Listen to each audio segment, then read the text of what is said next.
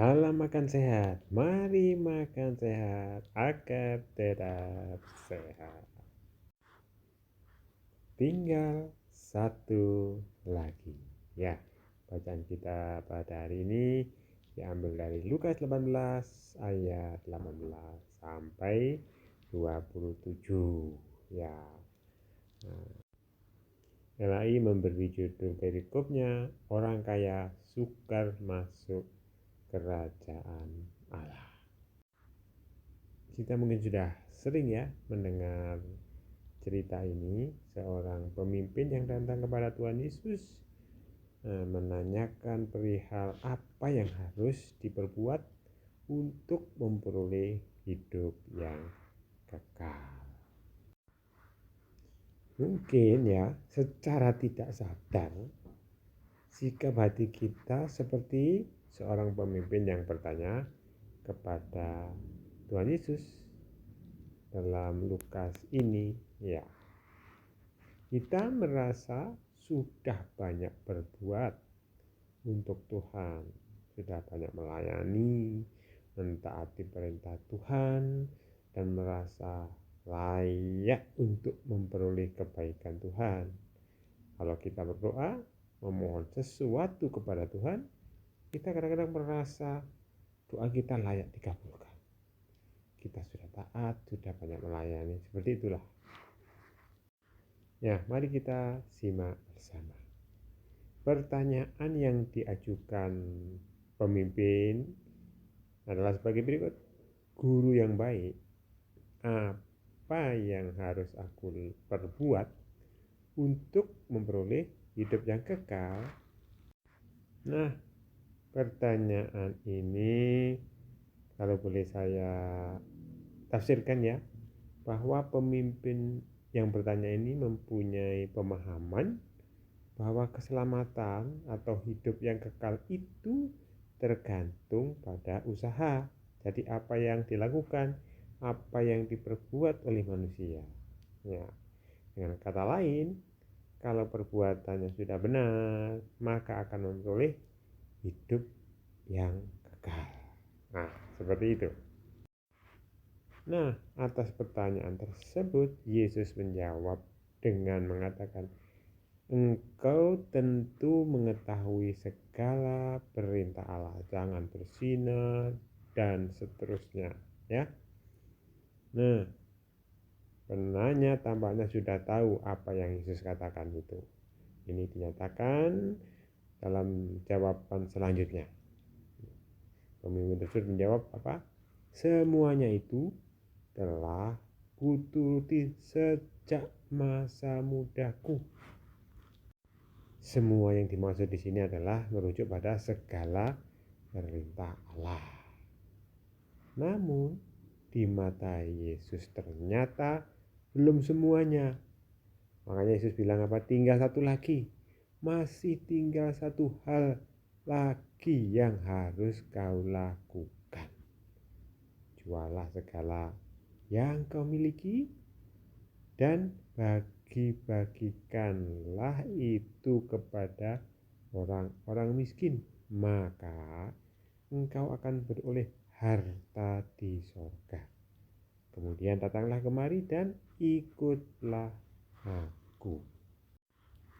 Nah, singkat cerita, pemimpin yang kaya tersebut sangat sedih karena banyak hartanya. Padahal kalau kita cermati jawaban Yesus, jika menjual dan bagi-bagikan kepada orang miskin, selain masuk surga, juga mendapat harta di surga, saudara. Nah, namun seringkali harta di dunia yang kita miliki ini sudah membutakan mata hati manusia, mata hati kita.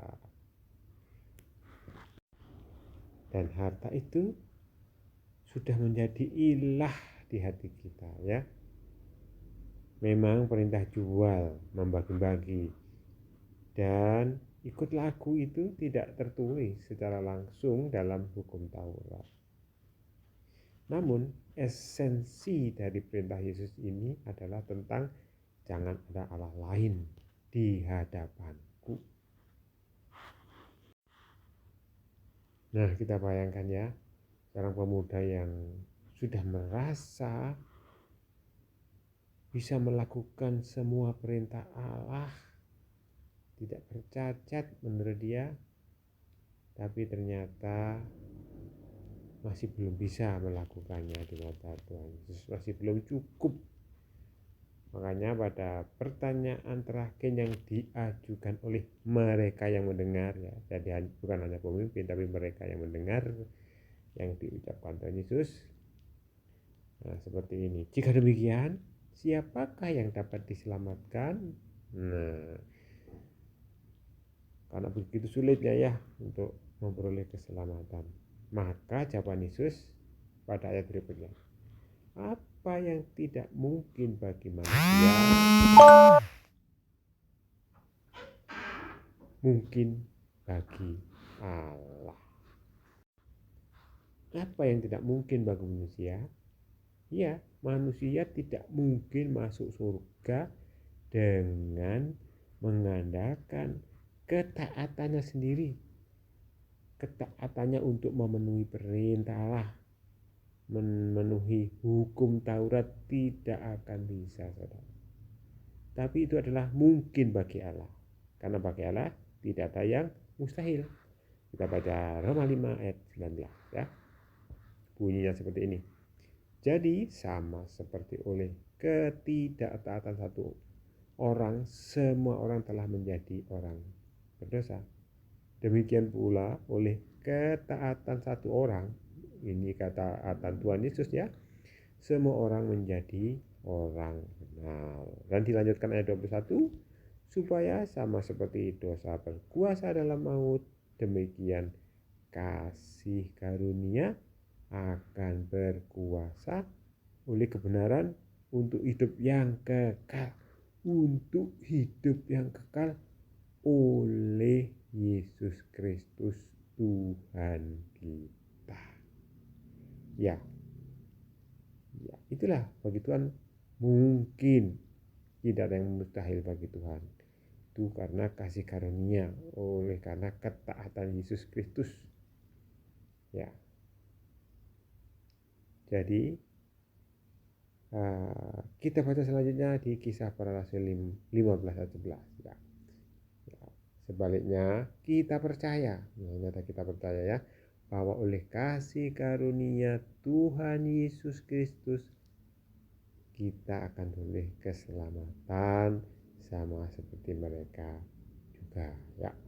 Jadi keselamatan itu karena kasih karunia Tuhan Yesus Kristus, dan yang percaya adalah yang selamat adalah yang percaya.